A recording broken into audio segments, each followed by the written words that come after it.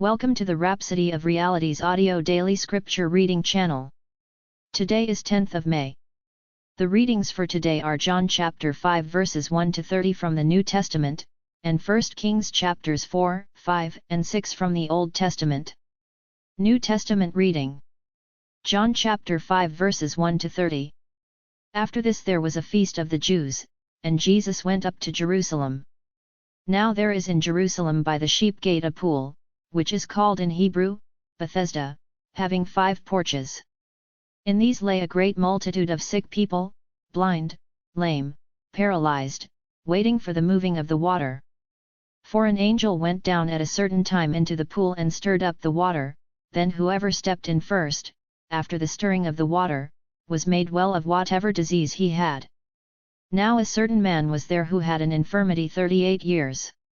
When Jesus saw him lying there, and knew that he already had been in that condition a long time, he said to him, "Do you want to be made well?" The sick man answered him, "Sir, I have no man to put me into the pool when the water is stirred up, but while I am coming, another steps down before me." Jesus said to him, "Rise, take up your bed and walk." And immediately the man was made well, took up his bed, and walked. And that day was the Sabbath. The Jews therefore said to him who was cured, "It is the Sabbath, it is not lawful for you to carry your bed." He answered them, "He who made me well said to me, Take up your bed and walk." Then they asked him, "Who is the man who said to you, Take up your bed and walk?" But the one who was healed did not know who it was, for Jesus had withdrawn, a multitude being in that place. Afterward Jesus found him in the temple, and said to him, "See, you have been made well. Sin no more, lest a worse thing come upon you." The man departed and told the Jews that it was Jesus who had made him well. For this reason the Jews persecuted Jesus, and sought to kill him, because he had done these things on the Sabbath. But Jesus answered them, "My Father has been working until now, and I have been working." Therefore the Jews sought all the more to kill him, because he not only broke the Sabbath, but also said that God was his Father, making himself equal with God. Then Jesus answered and said to them, "Most assuredly, I say to you, the Son can do nothing of himself, but what he sees the Father do, for whatever he does, the Son also does in like manner. For the Father loves the Son, and shows him all things that he himself does, and he will show him greater works than these, that you may marvel.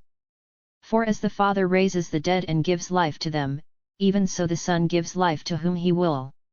For the Father judges no one, but has committed all judgment to the Son, that all should honor the Son just as they honor the Father. He who does not honor the Son does not honor the Father who sent him. Most assuredly, I say to you, he who hears my word and believes in him who sent me has everlasting life, and shall not come into judgment, but has passed from death into life. Most assuredly, I say to you, the hour is coming, and now is, when the dead will hear the voice of the Son of God, and those who hear will live. For as the Father has life in himself, so he has granted the Son to have life in himself, and has given him authority to execute judgment also, because he is the Son of Man. Do not marvel at this, for the hour is coming in which all who are in the graves will hear his voice and come forth, those who have done good, to the resurrection of life, and those who have done evil, to the resurrection of condemnation. I can of myself do nothing. As I hear, I judge, and my judgment is righteous, because I do not seek my own will but the will of the Father who sent me. Old Testament reading. 1 Kings chapter 4. So King Solomon was king over all Israel. And these were his officials: Azariah the son of Zadok, the priest, Elihoreph and Ahijah, the sons of Shisha, scribes, Jehoshaphat the son of Ahilud, the recorder, Benaiah the son of Jehoiada, over the army, Zadok and Abiathar, the priests, Azariah the son of Nathan, over the officers, Zabud the son of Nathan, a priest and the king's friend, Ahishur, over the household, and Adoniram the son of Abda, over the labor force. And Solomon had 12 governors over all Israel, who provided food for the king and his household, each one made provision for 1 month of the year. These are their names: Ben-Hur, in the mountains of Ephraim, Ben-Deker, in Machaz, Shalbim, Beth-Shemesh, and Elon Beth-Hanan, Ben-Hezd, in Arubath.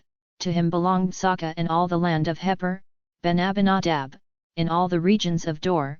He had Taphath the daughter of Solomon as wife, Bana the son of Ahilad in Taanach, Megiddo, and all Beth-Shean, which is beside Zertan below Jezreel, from Beth-Shean to Abel-Meholah, as far as the other side of Joniam, Ben-Geber, in Ramoth-Gilead.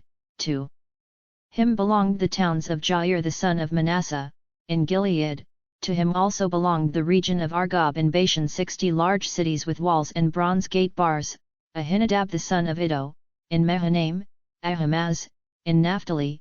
He also took Basemath the daughter of Solomon as wife, Bana the son of Hushai in Asher, and Alath, Jehoshaphat the son of Peruah, in Issachar, Shimei the son of Elah, in Benjamin, Geber the son of Uri, in the land of Gilead, in the country of Sihon king of the Amorites, and of Og king of Bashan.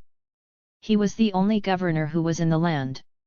Judah and Israel were as numerous as the sand by the sea in multitude, eating and drinking and rejoicing.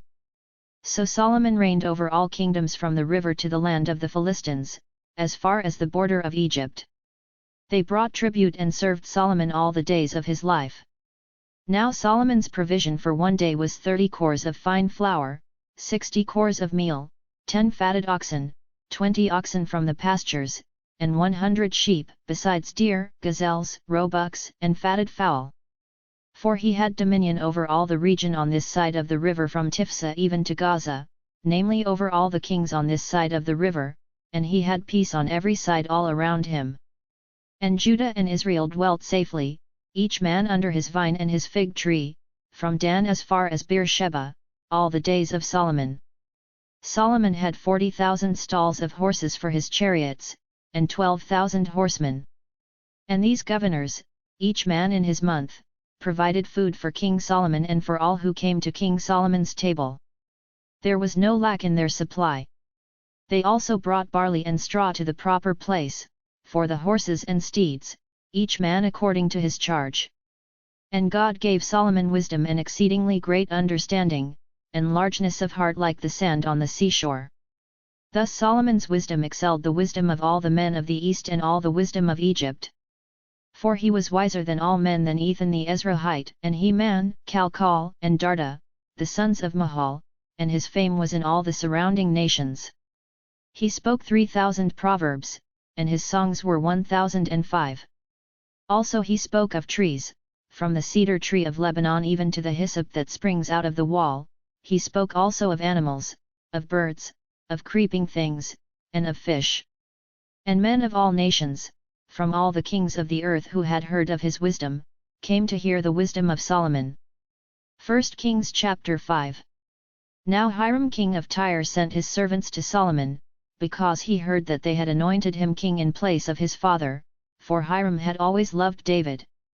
Then Solomon sent to Hiram, saying, You know how my father David could not build a house for the name of the Lord his God because of the wars which were fought against him on every side, until the Lord put his foes under the soles of his feet. But now the Lord my God has given me rest on every side, there is neither adversary nor evil occurrence. And behold, I propose to build a house for the name of the Lord my God, as the Lord spoke to my father David, saying, Your son, whom I will set on your throne in your place, he shall build the house for my name. Now therefore, command that they cut down cedars for me from Lebanon, and my servants will be with your servants, and I will pay you wages for your servants according to whatever you say. For you know there is none among us who has skill to cut timber like the Sidonians. So it was, when Hiram heard the words of Solomon, that he rejoiced greatly and said, Blessed be the Lord this day, for he has given David a wise son over this great people. Then Hiram sent to Solomon, saying, I have considered the message which you sent me, and I will do all you desire concerning the cedar and cypress logs. My servants shall bring them down from Lebanon to the sea, I will float them in rafts by sea to the place you indicate to me, and will have them broken apart there, then you can take them away. And you shall fulfill my desire by giving food for my household. Then Hiram gave Solomon cedar and cypress logs according to all his desire. And Solomon gave Hiram 20,000 cores of wheat as food for his household, and 20 cores of pressed oil. Thus Solomon gave to Hiram year by year. So the Lord gave Solomon wisdom, as he had promised him, and there was peace between Hiram and Solomon, and the two of them made a treaty together. Then King Solomon raised up a labor force out of all Israel, and the labor force was 30,000 men.